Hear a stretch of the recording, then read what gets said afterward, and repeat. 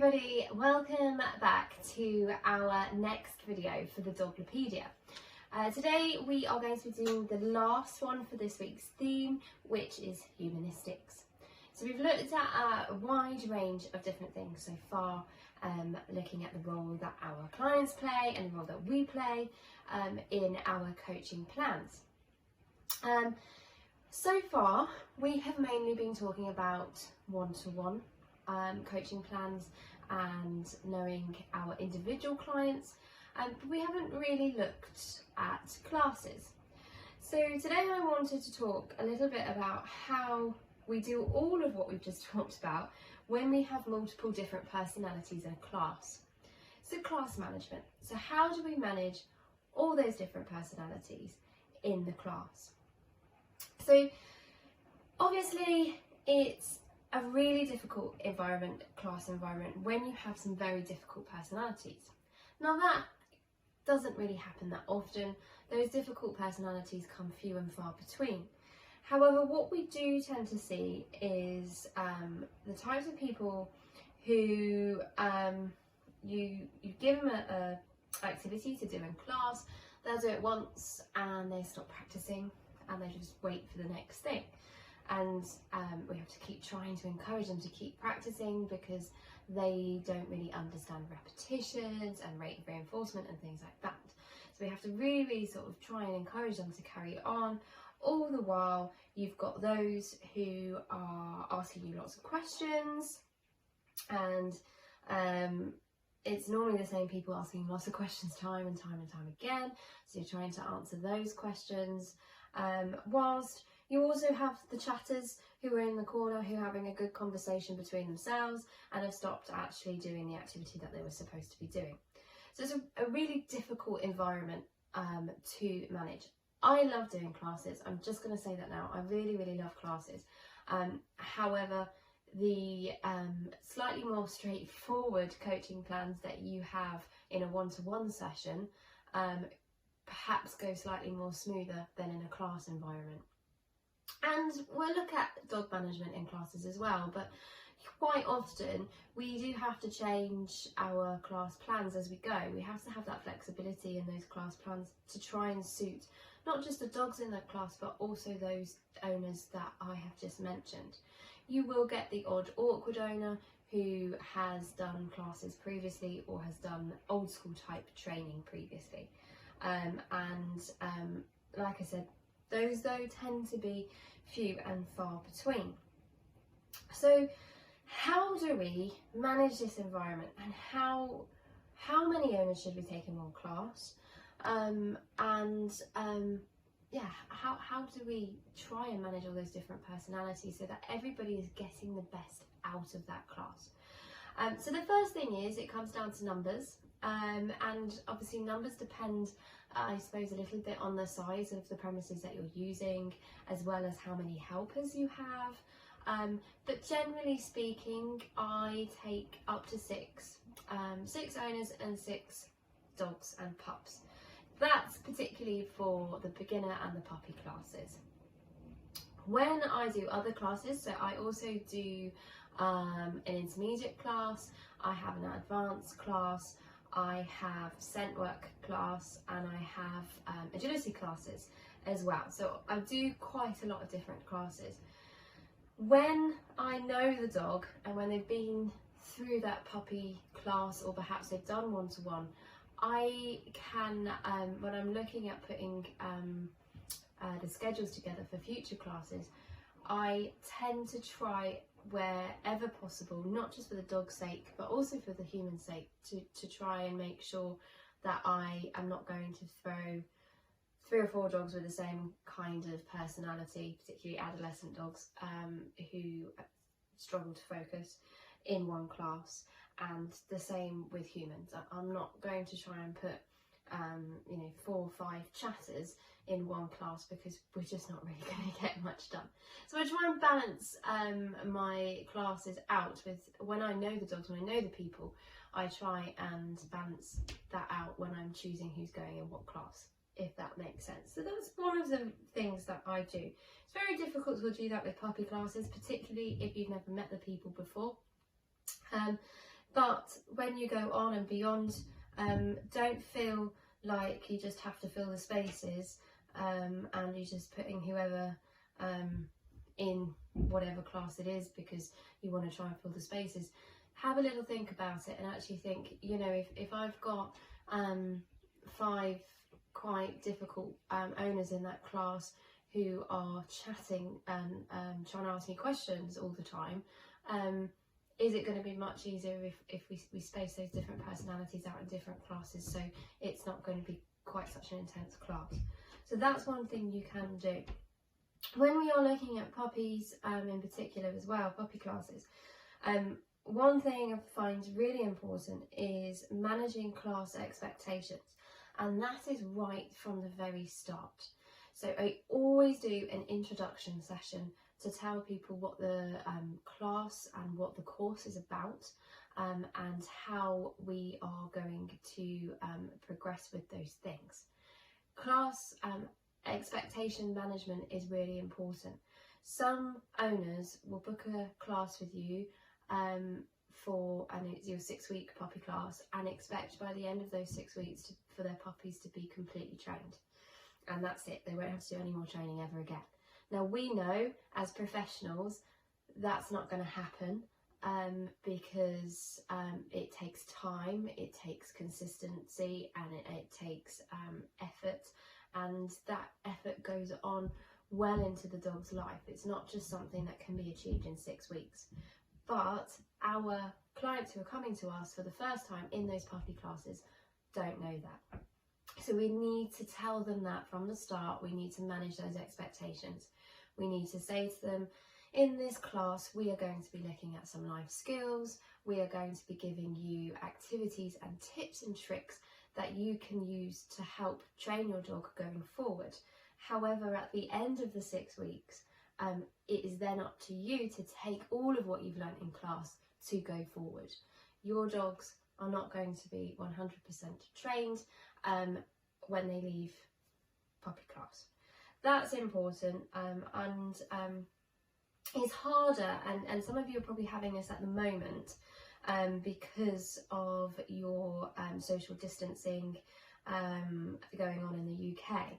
It's harder to do that intro at the beginning when you're doing an outside session. I did a couple in the summer over here outside for COVID reasons, and it was a lot harder to try and manage those expectations because you're outside, the dogs are distracted, the humans are distracted. So what I've learned from that experience is if ever I did a puppy class outside again, I would send the intro over on an email and send that to the owners so that we can still manage those expectations and still have that good little chat right at the beginning of your first class of your 6-week course, but without all those distractions going on at the same time. Thankfully, Guernsey it has got it was COVID free for a long time. We have a 2-week self-isolation rule of people coming back to the island, so we've got a couple of cases at the moment, but they were picked up on that self-isolation process, so we are pretty much, apart from travel, back to normal over here, which is fantastic. So I can do my classes indoors again, and that taught me actually when I went back and I did back into the classroom, actually just how important that intro is at the beginning, and that intro without all those distractions is. So yes, it's good to be back indoors, and I'm sure, fingers crossed, it won't be long for you on the mainland either. So imagining class expectations from the beginning, and also another thing as well, make sure, particularly if you don't know the dogs and you don't know the clients, that they are filling out an application form or a registration form for you before they come to class. So you know exactly what problems they are having with their dogs and what they would require help with.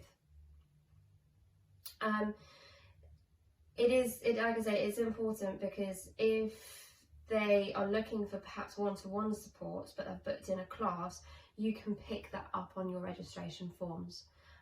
If they're really struggling with a particular issue and they're hoping that you're going to sort that out in class, and obviously you haven't got the time to sort out the very specific individual problems. For instance, it could be separation anxiety, it could be a resource guarder, and in class you're just not going to have the time to dedicate to that one individual problem. Those problems are for one-to-one. If you have a registration form, you can inform that person that that particular problem that they are having is going to require one-to-one help, support, assistance. So like I say, make sure you get your forms done, and if they do have those specific issues, arrange time for that later on. When your classes are underway and you're giving them the activities, watch the dogs, watch the owners. It's hard to see when you're taking a class when there's so much going on around you, to try and keep focus on each dog. That's another reason why we shouldn't take too many into classes. But just stand back and let them have a go and actually watch them and see what support they need. If they are the "I'm going to do it once, let's move on" type, encourage them, support them, talk to them about rate of reinforcement, and watch them continue. One of the other problems I do have, or I have come across in classes, is we know when one dog and owner has practiced it a lot previously and they've come to class and they do it and they're at a completely different stage to the person that's sat next to them. It can be hard to know when to move on, because you don't want to disadvantage those who have just started it, but you don't want those who have got it to get bored. So what I find really helpful then is having helpers who can volunteers who can go round the class and see and help you out to know which stage and which level each dog is at. If a dog is at a slightly higher stage, they can then help to give the next stage for you whilst you keep an eye on what the rest of the class is doing. Be a little bit careful though, because I also have seen when someone sees next door doing the next stage, they move on before they're ready. So you do need to communicate that to your clients as much as possible. So yeah, just move on gradually. You will, the more classes you do, I'm sure you'll probably, if you do classes already relating back to these little things that I'm talking about, you'll get to grips with knowing when's a good time to move on. That's something that just comes, I think, with experience. I say, use your helpers, use your volunteers to help you with that, because that is really beneficial. Another point I would say about class management, particularly when we're looking at the humanistic side and the people, is making sure if you're doing demonstrations that you're not just using one dog in class. It's very easy to be in a class environment and you see a dog next to you who you know is going to get it quite quickly, and therefore they're a good demonstration dog to use. However, if you're always using the same dog, you don't want the owners to think that they are top of the class or they are a teacher's pet. Because believe me, dog owners, guardians are very what's the word I'm looking for? They're very proud and of their particular dogs, and they do get a little bit precious sometimes over their animals, and they will feel, even if you're not intending to, they will feel that perhaps you're not favouring their dog as much as another dog in class. To us, it's just because we think actually the demonstration is going to go well with so-and-so dog, but we don't want the owners to leave class feeling like you don't like them or you don't like their dog. And we know how human psychology works. and it's very much the same for everyone. So do mix up your demo dogs because of that reason. I have heard people who've come to me who have been to different trainers, behaviour practitioners who have done classes, and they said, oh, such and such, well, they didn't like us because they never picked us to do the demonstration. I sort of say to them, well, I'm sure that wasn't the case, there would have been a reason for it, but they have left with that attitude that you're favouring another dog. And if that's the case, your coaching plans are going to be affected by that, because it's going to drop their motivation levels for future classes as part of that course. So yeah, you do need to be a little bit careful with that one. So yeah, hopefully those little tips and tricks will just help you out when you're in that class environment, and knowing how to manage the people and manage the people expectations. We will probably look at managing the dogs and different abilities, etc., class plans and that kind of stuff in future videos. But I just wanted to talk you through a few tips and tricks to help manage the people and their different personalities in that class. So I suppose one last thing just before we finish today's video: what happens if you do have someone who is disrupting the class all the time and is stressing out other owners and dogs in the class because of the comments and stuff that they're saying? These, like I said right at the beginning, are your difficult people who have come to the class with preset ideas, who have probably come to make your life difficult. Very rarely does this happen. It doesn't happen often, and in fact, probably the only class that I've really been in that's happened to me in a class situation was actually when I was an owner and I did my first puppy class with my first dog. There was somebody in there that was picking fault at the trainer and the instructor all the time, always referring back to choke chains and all that kind of stuff, it was really difficult for her. I and others in the class, you could tell, were getting annoyed, and it then comes down to a very difficult decision of having a chat with that person and saying, look, very open and honestly, very nicely, I don't believe that your presence in this class is conducive to your learning and your dog's learning, but also isn't conducive to the rest of the class's learning. If you want to have a good chat about why we do the methods that we do, let's book a one-to-one session in, and I can sit down with you and I can talk you through why what we do is a better way of training than what those preset ideas are that they have. So have an open and honest chat. You don't have to be stressy with them, you don't have to be cross with them and angry with them. Offer them the opportunity to have a one-to-one sit down with you to talk through the methods. They're not going to take it up, but it is your class, so you have the right to say to somebody, look, your presence is affecting the learning of others, and you have the right to say that in a like I say, in a nice way. We're nice people, I'm nice people.